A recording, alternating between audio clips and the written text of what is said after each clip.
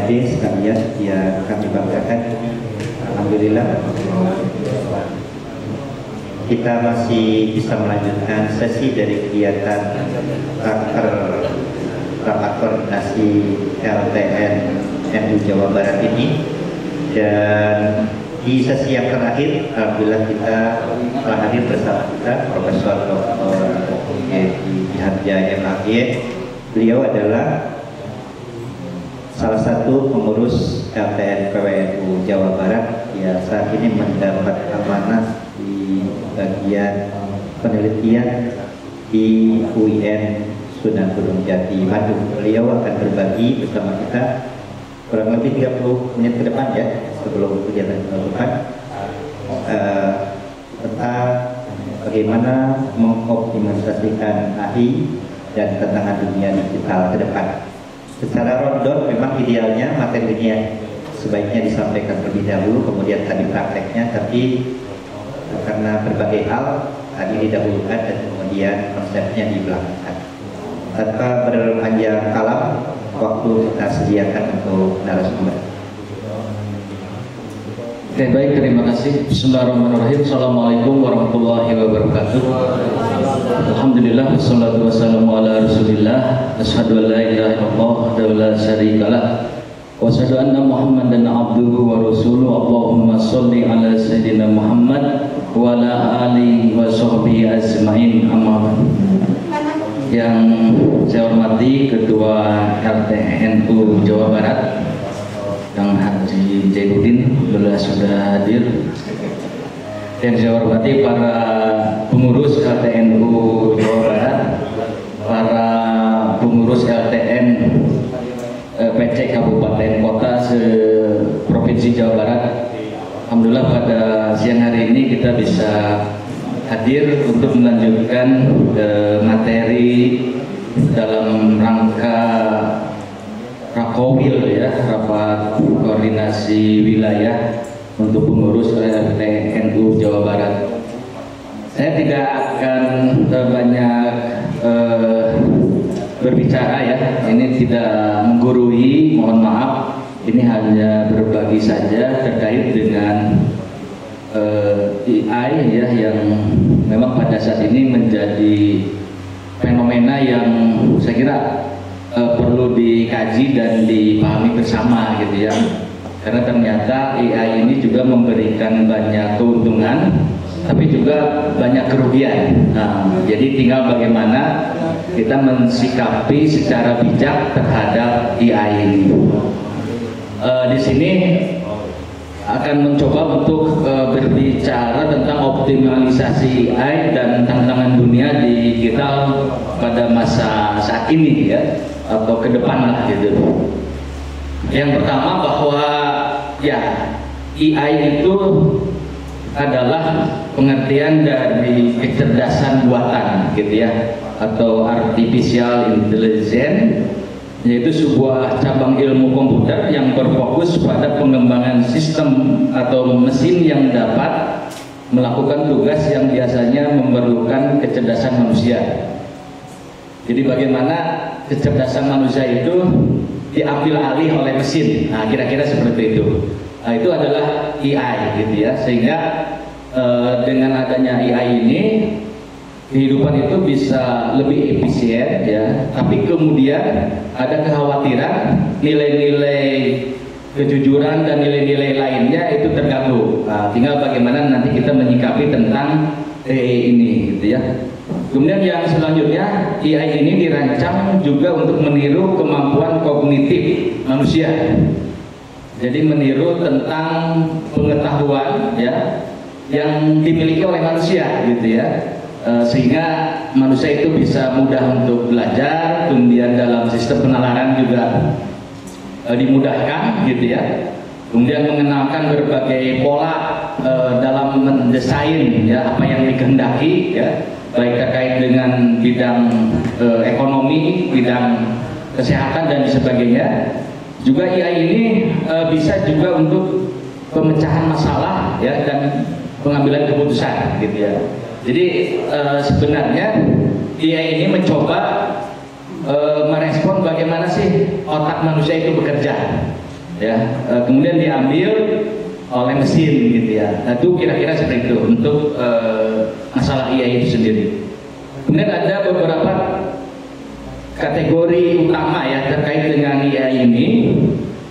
Yang pertama adalah narrow AI ya, atau kecerdasan buatan yang terbatas gitu ya. Artinya AI pun ternyata memiliki keterbatasan gitu ya.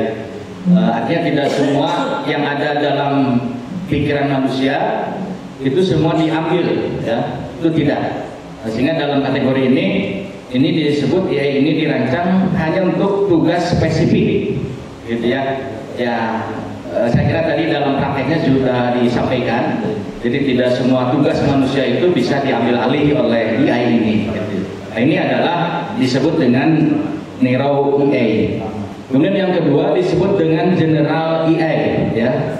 Nah, general AI ini yaitu kecerdasan buatan umum.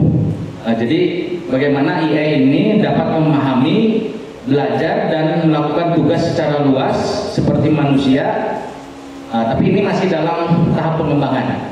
Jadi AI yang ini itu ingin bahwa hasil dari kecerdasan buatan ini sama persis apa yang dimiliki oleh kecerdasan manusia gitu. Tapi ini agak sulit ya, masih dalam tahap pengembangan gitu. Sehingga kan pernah kita melihat ada robot ya dalam konteks di Jepang itu yang bisa menjawab berbagai permasalahan keagamaan. Jadi orang-orang Jepang itu bertanya masalah keagamaan itu tidak lagi ke ustadz ya, bukan lagi ke pendeta. Jadi mereka bertanya ke robot, kemudian robot merespon dan memberi jawaban. Nah, itu kira-kira seperti itu. Tapi itu tidak sempurna juga ya, ada beberapa kekurangan. Kemudian yang selanjutnya adalah super intelligence ya, yaitu AI yang melebihi kemampuan manusia dalam hampir semua aspek. Nah, ini merupakan konsep spekulatif. Jadi ini bisa jadi ke depan itu ya manusia yang cerdas. Ini kan yang membuatkan AI juga adalah manusia yang hebat gitu. Jadi bagaimana manusia yang hebat ini menciptakan manusia robot ya yang kecerdasannya sama dengan manusia gitu. Tapi ini masih tahap pengembangan gitu ya, masih tahap pengembangan saya kira. Kemudian ini beberapa peran dari AI dalam dunia digital. Yang pertama adalah sebagai otomatisasi. Tadi juga prakteknya saya kira sudah disampaikan, yaitu bagaimana mengotomatisasi ya proses di berbagai industri untuk meningkatkan efisiensi operasional. Ya, ini saya kira peran AI itu adalah untuk memudahkan, mengefisienkan gitu. Yang tadinya misalkan oleh tenaga manusia itu bisa dilakukan dalam beberapa jam, tapi oleh AI itu bisa dalam hitungan menit. Itu kan jadi efisien gitu ya. Kemudian yang kedua, efisiensi dan produktivitas. Nah, saya kira sama ya. Jadi meningkatkan produktivitas dengan analisis data yang cepat. Jadi kalau manusia bisa jadi berpikirnya dalam hitungan menit atau jam, tapi kalau AI itu bisa dalam hitungan detik gitu ya. Jadi kalau AI itu ketika ada yang bertanya itu responnya cepat gitu, langsung dijawab ya, dan keluar gitu ya, jawabannya bisa tertulis ataupun dalam bentuk suara. Itu kan luar biasa. Tapi kalau manusia seperti kita, ketika ada yang nanya itu kan pikir dulu gitu ya, cari referensi dulu kan, buka buku, buka kitab kan gitu ya. Tapi kalau AI itu langsung gitu. Nah, ini saya kira efisiensi dan produktivitas. Kemudian yang selanjutnya adalah personalisasi, yaitu menyediakan pengalaman yang disesuaikan dengan kepentingan usaha manusia. Usaha datang ke pembelian tiket kemudian harus ngantri berlama-lama. Cukup dengan menggunakan aplikasi kita bisa mendapatkan tiket itu. Nah, itu saya kira peran dari AI ya dalam konteks ekonomi ya, dalam konteks kepentingan publik gitu ya, dan lain sebagainya. Kemudian selanjutnya adalah analisis big data ya. Nah, ini analisis big data itu yaitu mempercepat dan meningkatkan ketepatan analisis data besar untuk pengambilan keputusan yang lebih baik. Kita kan sering melihat kita membutuhkan database. Database itu salah satunya adalah untuk big data ini. Misalkan pengurus PCNU kabupaten kota di di Jawa Barat itu ada berapa, kemudian siapa saja. Nah itu kan juga bagian dari langkah untuk mencapai kepada big data itu. Jadi kita nanti punya database. Jadi ketika misalkan diperlukan berapa sih pengurus LTNU kabupaten kota, nah kita tinggal klik keluar, gitu ya, sampai namanya, jenis kelamin dan sebagainya. Nah ini saya kira ke depan itu akan lebih mudah seperti itu ya. Dan sekarang juga sama ya, beberapa kepentingan publik sudah berbasis kepada database ataupun ini yang menjadi analisis big data itu. Kemudian selanjutnya terkait dengan optimalisasi penggunaan AI, ini ada 4. Yang pertama adalah augment intelligence ya, yaitu meningkatkan keterampilan manusia dengan bantuan AI untuk pengambilan keputusan yang lebih baik. Nah, jadi ini sebenarnya ya, kita ingin ada kebaikan, tapi kan sering juga dimanfaatkan untuk hal-hal yang tidak baik gitu ya, dan seringnya orang itu kepada hal yang tidak baik. Makanya etika dalam penggunaan AI itu juga saya kira penting untuk diketahui ya, jangan sampai kita banyak mudarat ya dalam penggunaannya ini. Kemudian yang selanjutnya adalah pemeliharaan prediktif ya, yaitu menggunakan AI untuk memprediksi kebutuhan pemeliharaan dan juga mengurangi downstream ya, artinya bagaimana kita bisa memprediksi sebuah kebutuhan yang diinginkan, juga kita bisa menanggulangi berbagai kekurangan gitu ya ketika terkait dengan apa yang kita harapkan. Itu juga bisa dimanfaatkan dengan penggunaan AI ini. Kemudian yang selanjutnya adalah kolaborasi dengan IoT. Yang ini IoT ini ya seperangkat komputer gitu ya, dan ini saya kira menjadi bagian yang terpenting dari support pada AI ini ya, yaitu integrasi AI dengan internet ya, opting untuk meningkatkan efisiensi dan otomatisasi gitu ya. Kemudian yang selanjutnya dalam pengambilan keputusan gitu ya. Jadi AI ini untuk pengelolaan risiko dan prediksi tren yang sedang terjadi. Itu saya kira beberapa optimalisasi dari penggunaan AI untuk kehidupan kita ya. Ternyata kalau misalkan kita memahami dengan baik, ini AI ini sangat bermanfaat. Tapi kalau misalkan kita tidak bisa memahami dengan baik, maka AI itu hanya dimiliki ataupun digunakan oleh orang-orang yang paham gitu ya. Kita pasti hanya mendengar saja gitu ya. Jadi bagaimana kita bisa menggunakan, ya minimal kita memahami dulu alur dari AI ini. Kemudian terakhir ya, terkait dengan tantangan AI ini di dunia digital, yang pertama adalah masalah privasi dan keamanan data ya. Jadi kalau misalkan kita tidak ya bisa paham tentang penggunaan AI ini, bisa jadi data-data kita itu juga di-hack ya, ataupun dicuri. Sehingga penting untuk kemudian privasi dan keamanan data ini harus dioptimalkan gitu ya. Jadi jangan sampai kemudian kita masukkan data-data kita semua, tapi bagaimana cara untuk mengamankan ini kita tidak bisa, sehingga nanti beralih fungsi oleh orang lain kan.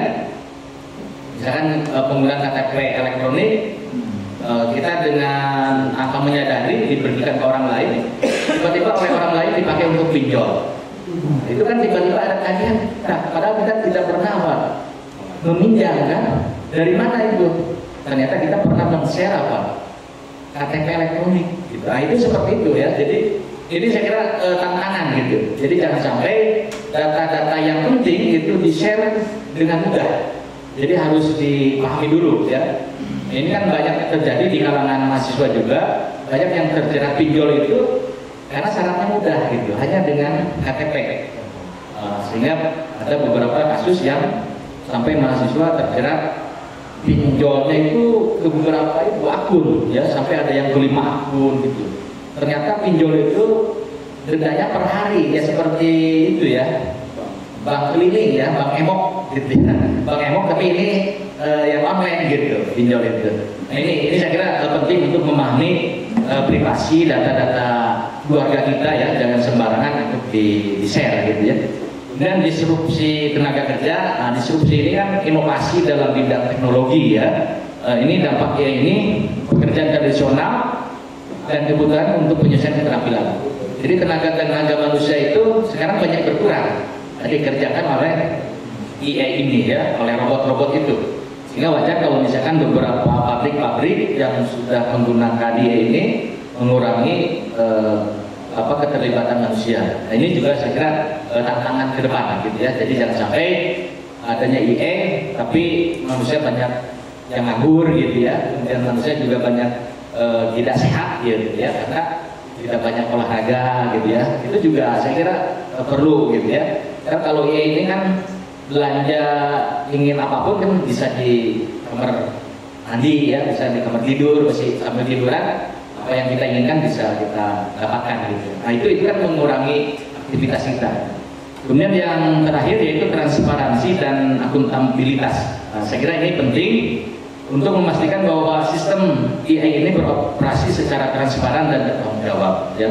Jadi jangan sampai untuk menipu orang gitu ya, jangan sampai data-data yang kita dapatkan juga untuk kepentingan pribadi ya, mencari keuntungan lah gitu ya. Banyak kan hari ini orang bekerja di rumah ya, tapi uangnya banyak gitu. Nah, itu bisa jadi mereka memahami ini gitu. Nah, kalau kita kan tidak memahami ya tentu kita tidak bisa mengambil keuntungan ya. Kesimpulannya yang pertama bahwa AI ini merupakan teknologi revolusioner yang terus berkembang. Nah, saya kira ini sudah sunatullah gitu ya, yang namanya ilmu itu akan terus berkembang. Kata Rasulullah kan antum a'lamu bi umuri dunyakum. Gitu. Kalian itu lebih tahu tentang urusan dunia kalian. Nah, ini buktinya kan dunia hari ini dunia seperti ini. Ini akan terus berkembang saja. Kemudian yang selanjutnya adalah optimalisasi AI memerlukan keseimbangan antara inovasi dan etika. Inovasi tetap bergulir, tapi etika tetap dilaksanakan.